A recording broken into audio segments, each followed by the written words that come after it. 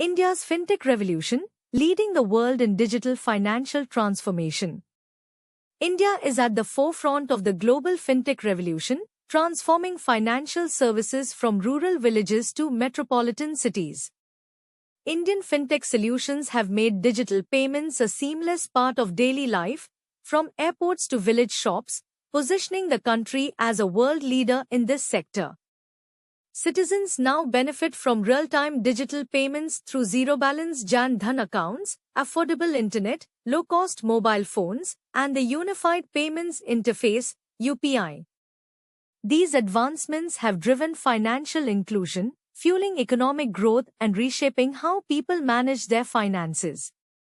Watch PM Modi at Global Fintech Fest, showcasing India's leadership in financial inclusion and global innovation. Namaskar, Governor of RBI, Mr. Shaktikanta Das, Mr. Chris Gopalkrishnan, members of regulators, leaders of the finance industry and my colleagues from the fintech and startup world, all other great men and gentlemen. This is the festive season in India. We have just celebrated Janmashtami, and look at the happiness. There is a festive atmosphere in our economy and our market. In this festive mood, this global fintech festival is being held, and that too in the city of dreams, Mumbai. I greet and welcome all the guests from the country and the world. Before coming here, I have visited different exhibitions. I have chatted with many friends. A whole new world of innovation of our youth and future possibilities is visible there. Let me change the words for your work. A new world is being seen. I congratulate the organizers of this festival. Friends, a large number of our guests have come here from abroad. There was a time when people used to come to India and were amazed to see our cultural diversity. Now when people come to India, they are amazed to see our fintech diversity. From landing at the airport to street food and shopping experience, India's fintech can be seen everywhere. Over $31 billion have been invested in the fintech space in the last 10 years.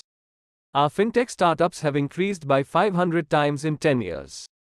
Cheap mobile phones, cheap data and zero-balance Jan Dhan bank accounts have done wonders in India. You will remember that some people used to ask earlier, while standing in the parliament, and people who considered themselves very learned, used to ask. There are not so many bank branches in India, banks are not available in every village, there is no enough internet connections. They even used to say, there is no electricity, and how can they recharge?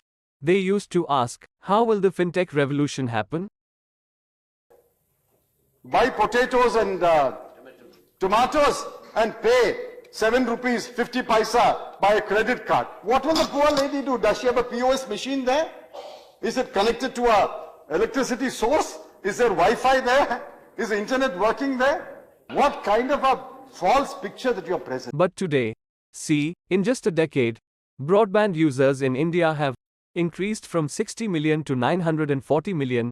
Today, there is hardly any Indian above 18 years of age who does not have his digital identity, Aadhaar card.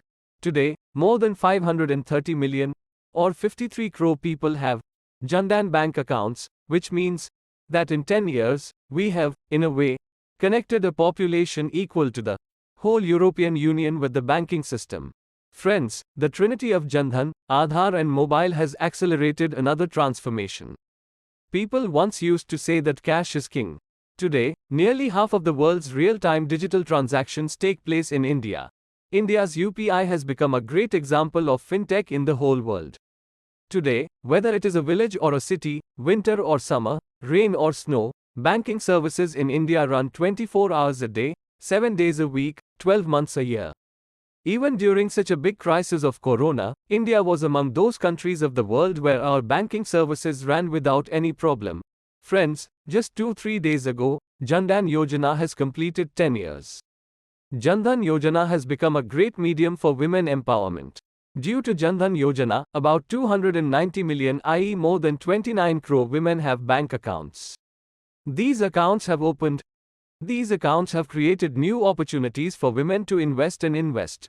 On the philosophy of these Jan Dhan accounts, we have launched the biggest microfinance scheme, Mudra loans. So far, more than 27 trillion rupees of credit has been given through this scheme. About 70% of the beneficiaries of the 27 trillion scheme are women. Jan Dhan accounts have linked women's self-help with banking. Today, 10 crore rural women of the country are getting its benefits. That is, the Jan Dhan program has laid a strong foundation for the financial empowerment of women. Friends, parallel economy has been a major concern for the whole world. Fintech has also hit the parallel economy, and you people deserve congratulations.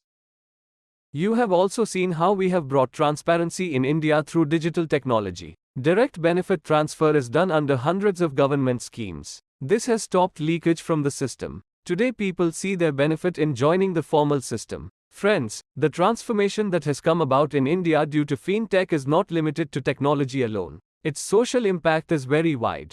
It has helped bridge the gap between villages and cities. Earlier it used to take a whole day to get bank service. It was a big problem for a farmer, a fisherman, a middle-class family. Fintech solved this problem. Earlier banks were limited to just one building. Today banks are now present in every Indian's mobile. Friends, Fintech has also played a big role in democratizing financial services. Products like loans, credit cards, investment insurance are becoming easily available to everyone. Fintech has also made access to credit easy and inclusive. I will give you an example. You know, there is an old tradition of street vendors in India, but they were out of formal banking.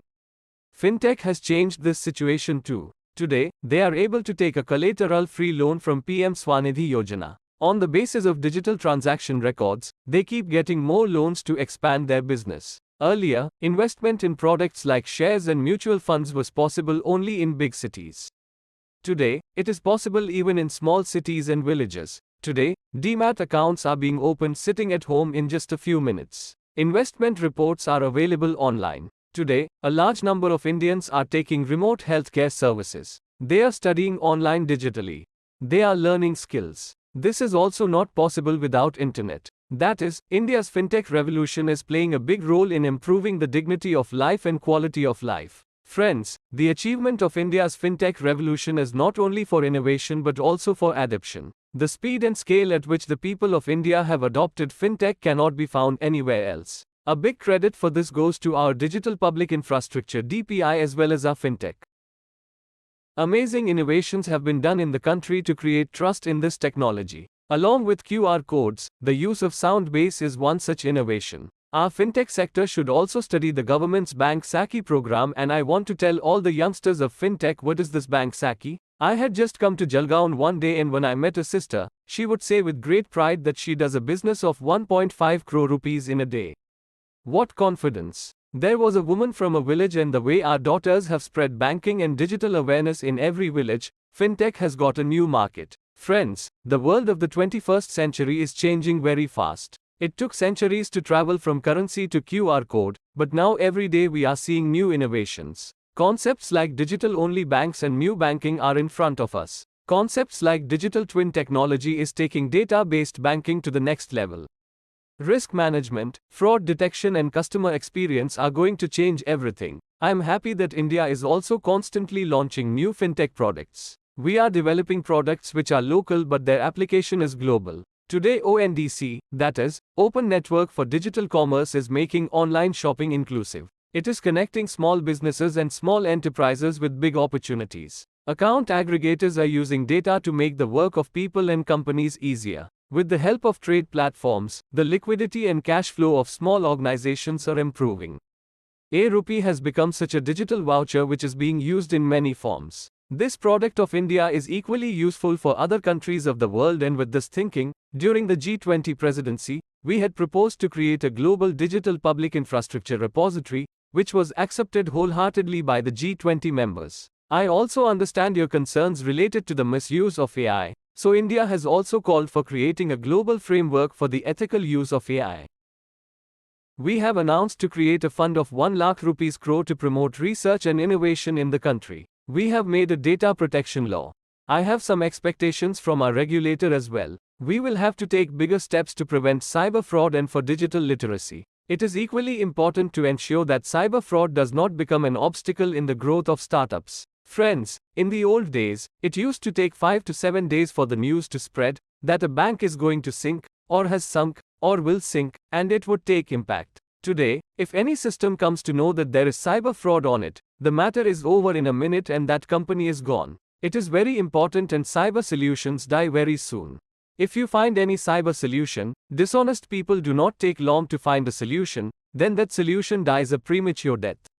Then you have to bring a new solution. Friends, today economic growth is India's priority. We are creating a strong, transparent and efficient system. We are strengthening the financial market with advanced technology and regulatory framework. We are supporting sustainable governance with green finance. We are emphasizing on the saturation of financial inclusion. I believe that India's fintech ecosystem will play a very big role in the mission of providing quality lifestyle to the people of India. I believe that India's fintech ecosystem will increase the standard of living of the whole world.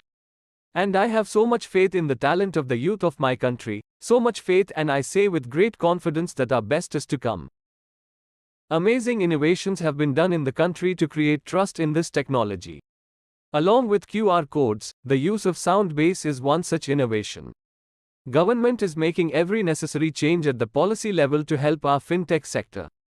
Recently we have removed the angel tax. We have not done it right, have we? Friends, today I met some of your startup units. Not everyone could get it.